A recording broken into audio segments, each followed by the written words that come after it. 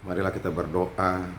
Ya Allah Bapa kami, terima kasih untuk berkat-berkat-Mu yang telah menyertai kami dari malam gelap sampai pagi hari ini.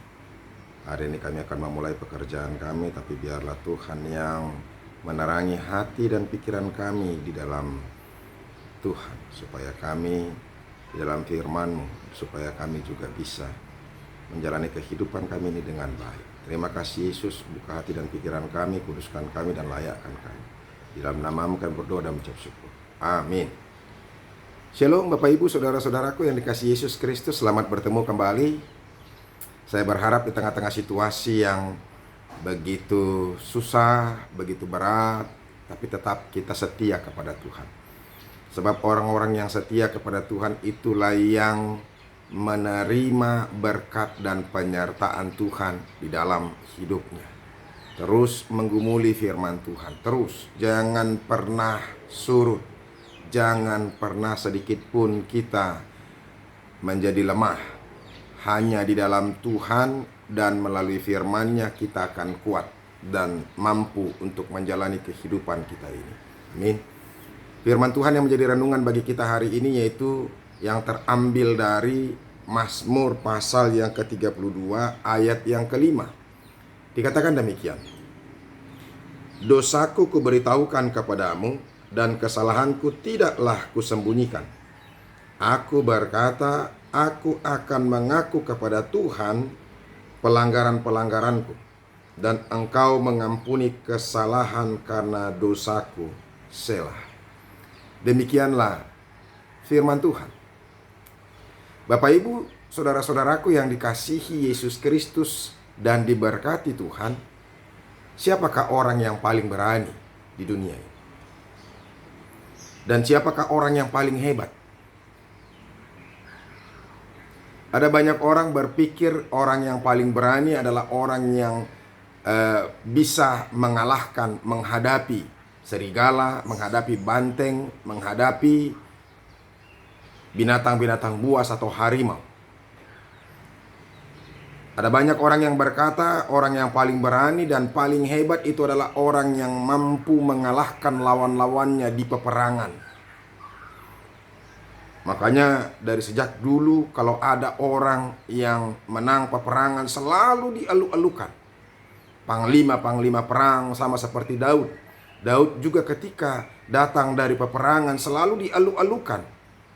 Itulah hebatnya. Orang yang mengalahkan lawan-lawannya.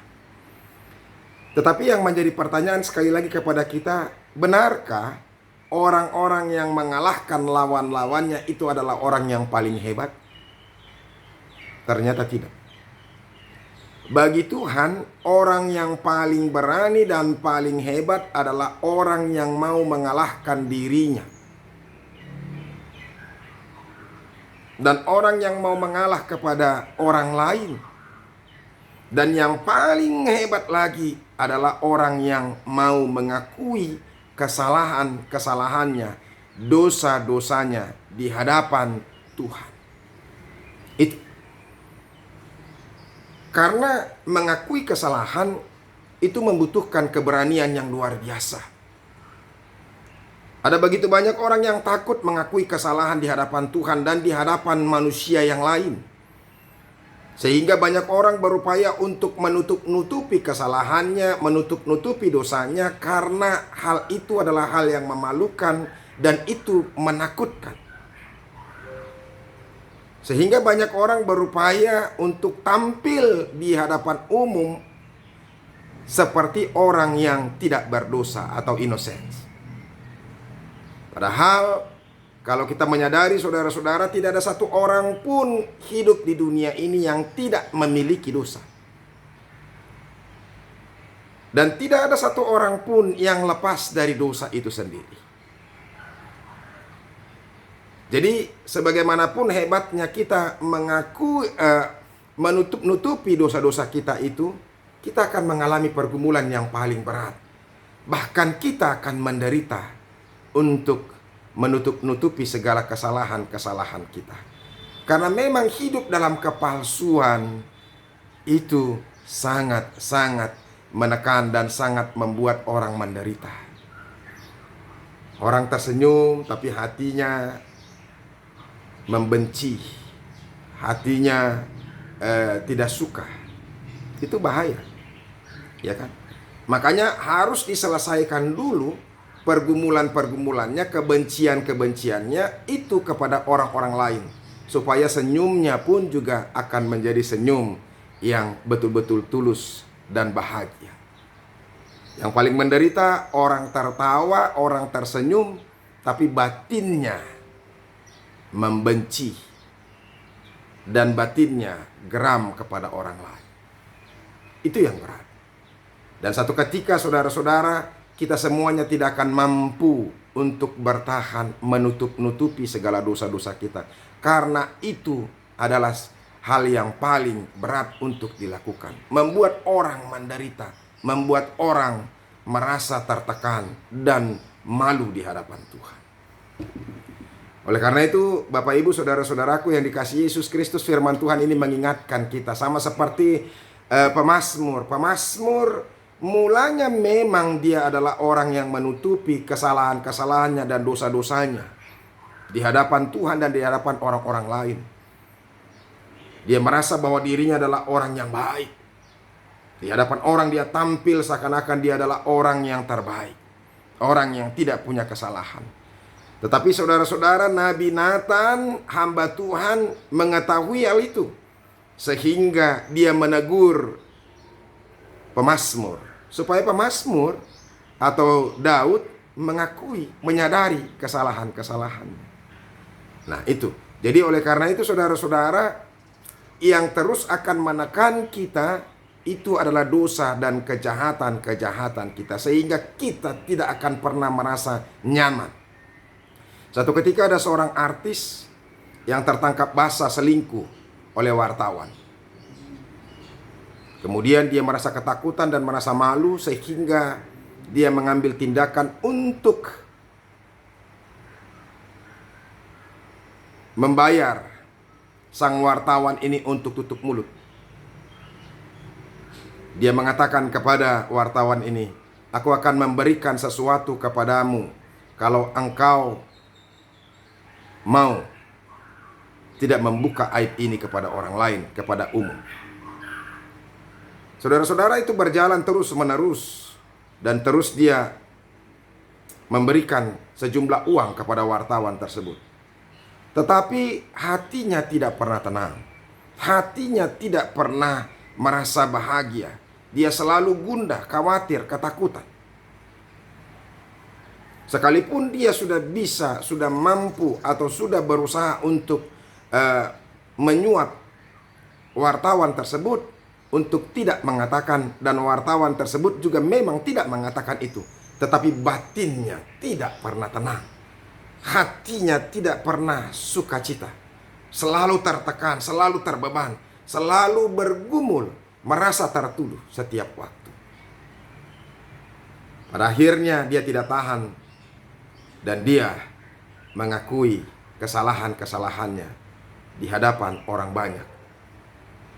Dan kemudian dia merasa lega.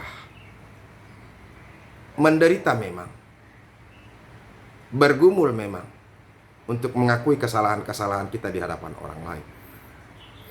Tetapi lebih menderita lagi kalau kita menutup-nutupi aib dan dosa kita di hadapan Tuhan dan di hadapan orang lain. Karena itu terus akan menekan kita, akan menuding kita, akan menuduh kita, akan menghakimi kita, dan kita tidak akan pernah tahan. Oleh karena itu, firman Tuhan ini mau mengajak kita. Dia katakan tadi, "Dosaku kuberitahukan kepadamu." Marilah kita mengungkapkan, mengaku dengan mulut kita sendiri akan dosa-dosa kita di hadapan Tuhan. Dan ingat, orang yang mengaku itu adalah orang yang boleh masuk ke dalam sorga. Bila engkau mengaku dengan mulutmu sendiri bahwa Yesus itu adalah Tuhan dan Juru Selamat, maka engkau akan memiliki sorga. Jadi pengakuan yang paling penting, dan pengakuan yang pertama yang membuat orang masuk ke dalam sorga itu sendiri. Ya, mengaku bahwa Tuhan itu adalah Tuhan bagi kita, dan mengaku bahwa kita adalah orang-orang yang berdosa. Jadi pengakuan itu penting. Dan kesalahanku tidaklah kusembunyikan. Dia tidak mau lagi menyembunyikan kesalahannya, karena dia semakin menderita karena selalu menyembunyikan kesalahannya. Aku berkata, aku akan mengaku kepada Tuhan pelanggaran-pelanggaranku, dan Engkau mengampuni kesalahan karena dosaku. Selah. Banyak orang justru menderita tidak mengakui kesalahannya di hadapan Tuhan. Padahal Tuhan sendiri pasti akan mengampuni segala kesalahan-kesalahan kita bila kita mengakui itu di hadapan Tuhan. Jadi jangan lagi terus menjadi merasa kita bahwa kita adalah orang yang tidak berdosa. Akuilah di hadapan Tuhan segala dosa-dosa kita. Karena Tuhan mau, ternyata Tuhan mau menghapus dan menerima orang-orang yang mengaku dosanya. Semoga kita adalah orang-orang yang mau mengakui dosa-dosa kita di hadapan Tuhan. Semoga firman Tuhan ini semakin meneguhkan kita, semakin menguatkan kita. Karena hanya orang-orang yang mengakui kesalahannya di hadapan Tuhan yang akan menerima pengampunan itu dari Tuhan. Sehingga kita akan beroleh damai sejahtera dan sukacita di dalam Tuhan. Tuhan Yesus memberkati kita. Amin. Terima kasih untuk firman-Mu Tuhan hari ini. Karena kami diingatkan sama seperti hamba-Mu pemazmur Raja Daud, yang mau mengakui segala kesalahan-kesalahannya di hadapan Tuhan. Karena dia tahu dosa-dosanya, kejahatan-kejahatannya tidak akan memberikan ketenangan, kenyamanan, kedamaian di dalam hatinya bila dia tidak mengakui itu di hadapan Tuhan. Oleh karena itu berikan keberanian kepada kami untuk mengaku segala dosa-dosa kami di hadapan Tuhan, supaya Tuhan berkenan kepada kami. Terima kasih Yesus, berkati hidup kami, berkati perjalanan apa yang boleh kami lakukan, dan rencana segala rencana-rencana kami. Terima kasih ya Tuhan. Di dalam nama-Mu kami berdoa dan mengucap syukur. Amin. Saudara-saudara, kita sudah mendengarkan firman Tuhan. Hiduplah di dalam ketenangan dan mengaku kesalahan, maka kita akan bersukacita dan hidup kita akan damai. Semoga ini memberkati kita. Tuhan Yesus memberkati. Sampai ketemu kembali. Shalom.